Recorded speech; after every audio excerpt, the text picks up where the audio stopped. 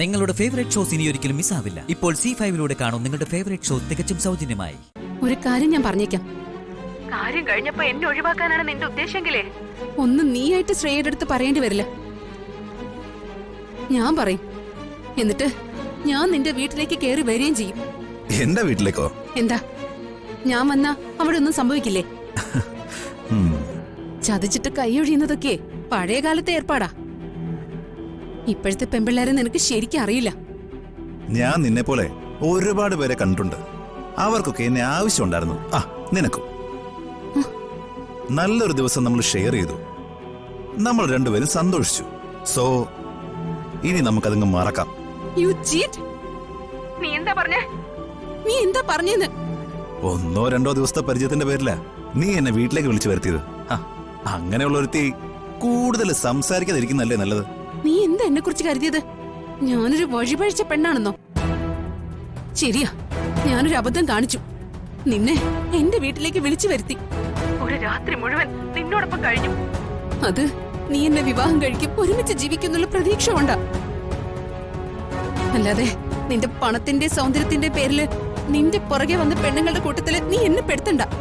ഞാനിപ്പോ എന്താ വേണ്ടേ? നമ്മൾ ഒരുമിച്ച് ഒരു രാത്രിയുടെ കൂലിയാണെന്നുണ്ടെങ്കിൽ അത് എത്രയാന്ന് വെച്ചാ പറഞ്ഞാ മതി, ഞാനത് തന്നേക്കാം. നിർത്തടാ, നീ എനിക്ക് വില പറയണോ? നോക്ക് വിപിൻ, ഒരു മുൻകരുതലും ഇല്ലാതെയാ അന്നത്തെ രാത്രി നമ്മൾ ഒരുമിച്ച് കഴിഞ്ഞത്. ഞാൻ പ്രഗ്നന്റ് ആയാലോ? അപ്പോഴും നീ ഇത് തന്നെ പറയോ? പ്രഗ്നന്റ് ആയാൽ അതിന് ഒരുപാട് മാർഗങ്ങളുണ്ടല്ലോ. എന്തെങ്കിലും അഡ്വൈസ് വേണമെന്നുണ്ടെങ്കിൽ എന്നോട് ചോദിക്കണം. ഇനി എന്നെ വിളിച്ച് ബുദ്ധിമുട്ടിക്കരുത്, okay? Hello Vipin, hello Vipin.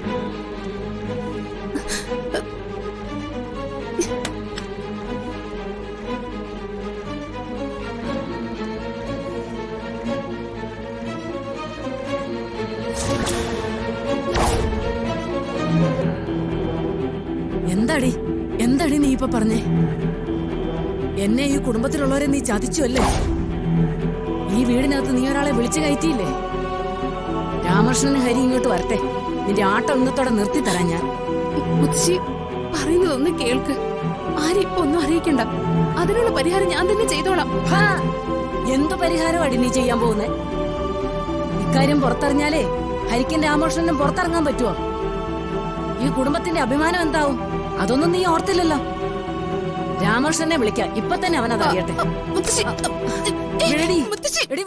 വിടാനാ പറഞ്ഞത്, എന്നെ വിടാനാ പറഞ്ഞത്. നിങ്ങളോടൊന്നും പറയരുതെന്നല്ലേ പറഞ്ഞത്? വിട്ടാതെ അടങ്ങി ഒതുങ്ങി ഇരുന്നു ഇവിടെ.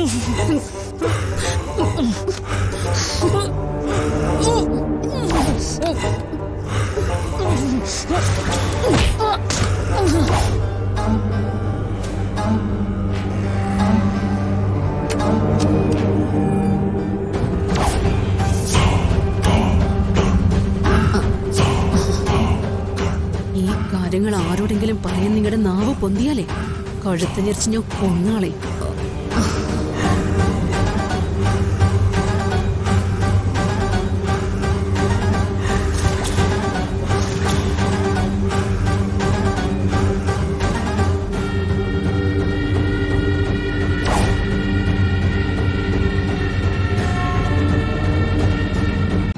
ഡൗൺലോഡ് ചെയ്യൂ C5 ആപ്പ്. കാണൂ എല്ലാ എപ്പിസോഡുകളും സൗജന്യമായി.